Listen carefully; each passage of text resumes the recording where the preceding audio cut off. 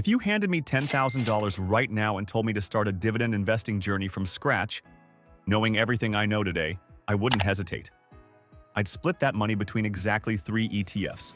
Not 5, not 10, 3. And here's where it gets interesting. One of them has been absolutely crushed this year. I'm talking about returns so disappointing that investors have been fleeing in droves, nearly $300 million in outflows over the past 3 months alone. Meanwhile, the S&P 500 has been on a tear. So why would I still buy it? Quick disclaimer. I'm not a financial advisor, and this isn't financial advice. Always do your own research before making any investment decisions. Because what happened in 2025 might be exactly why 2026 could look completely different.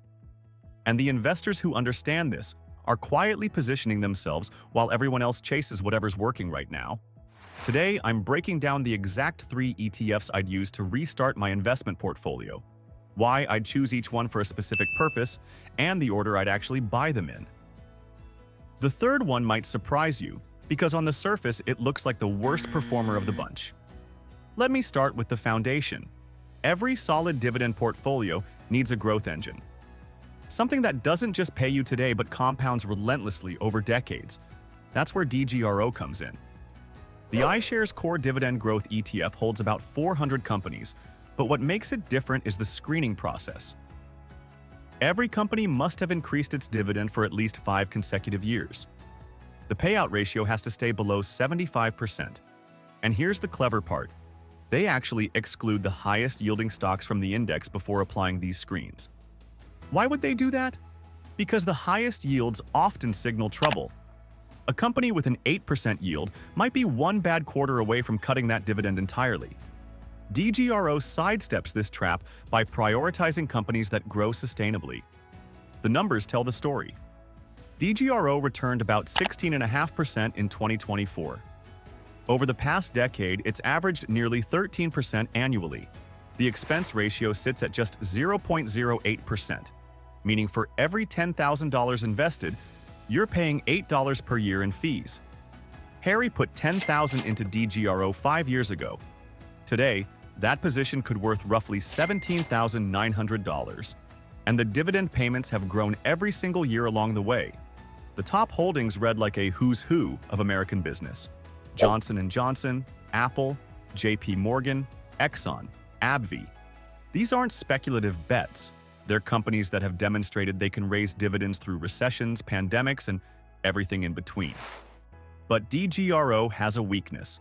The yield sits around 2%. If you're focused purely on current income, that might feel thin. Which brings me to the second ETF. VYM takes a different approach. The Vanguard High Dividend Yield. ETF doesn't care about dividend growth history. It simply holds the highest yielding half of dividend-paying stocks in the market, weighted by market cap. The result is a portfolio of over 500 companies tilted toward financials, industrials, and energy. The current yield runs around 2.5%, higher than DGRO, though the trade-off is less emphasis on dividend growth trajectory. What I like about VYM for a wealth-building strategy is the diversification. With 7 sectors receiving allocations above 8%, you're not betting heavily on any single part of the economy. Broadcom sits as the largest holding at about 8%, followed by JP Morgan, Exxon, Johnson & Johnson, and Walmart. VYM returned over 17.5% in 2024. The 5-year annualized return lands around 12%, and the expense ratio matches DGRO at 0.06%. Here's where the strategy comes together. DGRO gives you companies actively growing dividends. VYM gives you companies paying the highest dividends right now. Together, they cover both the growth and income sides of dividend investing.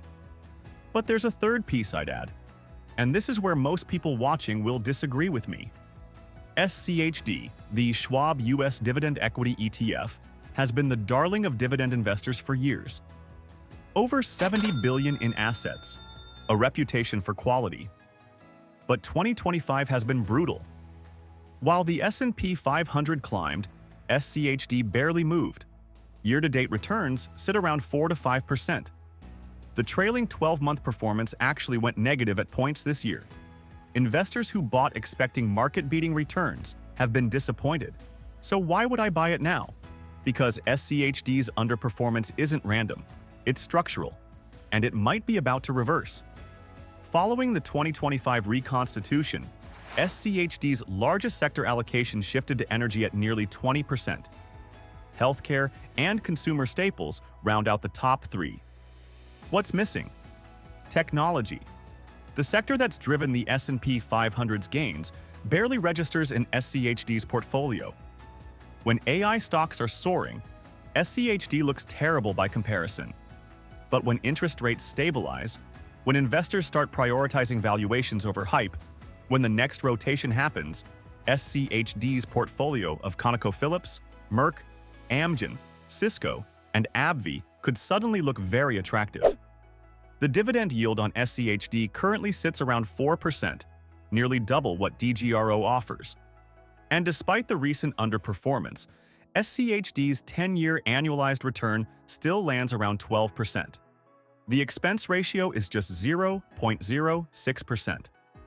Harry looked at SCHD's 2025 performance and felt the urge to sell. Everyone on social media was calling it dead money. But Harry remembered something.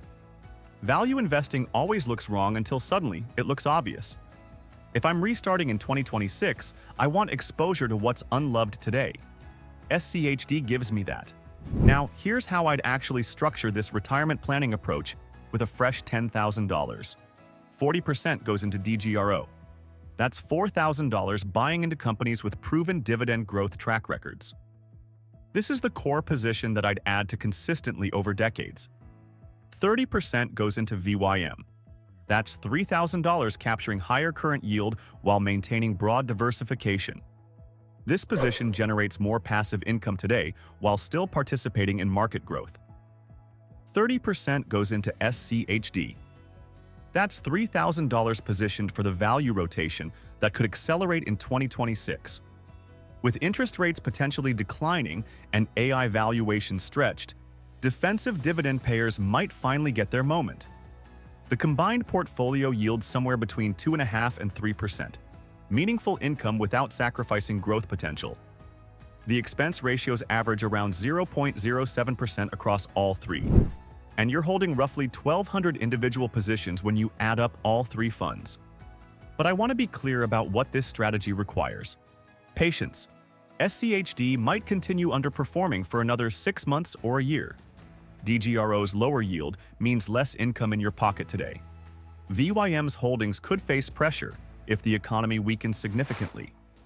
None of these are get-rich-quick vehicles. They're long-term investing tools designed to compound over decades, not months. The beauty of splitting between these three specific ETFs is that you're not making a single bet. You're betting on dividend growth with DGRO. You're betting on high current yield with VYM. And you're betting on value rotation with SCHD. At least one of these bets might work in any given year. And over 10 or 20 years? History suggests all three tend to deliver solid compound interest results. There's one more thing worth mentioning. Tax efficiency. All three of these ETFs are structured to minimize taxable events. They rarely distribute capital gains. The dividends are qualified, meaning they're taxed at lower rates than ordinary income for most investors. In a taxable brokerage account, this matters more than most people realize.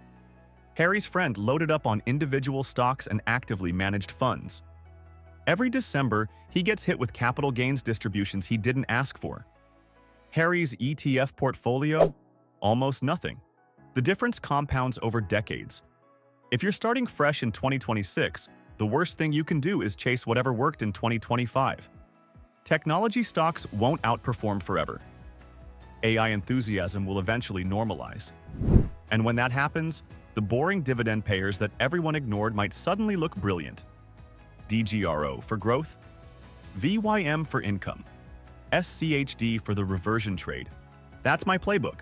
3 ETFs, under 10 basis points in total fees, over 1,000 stocks, built for decades, not quarters. The best time to start building financial independence was 20 years ago. The second best time is now.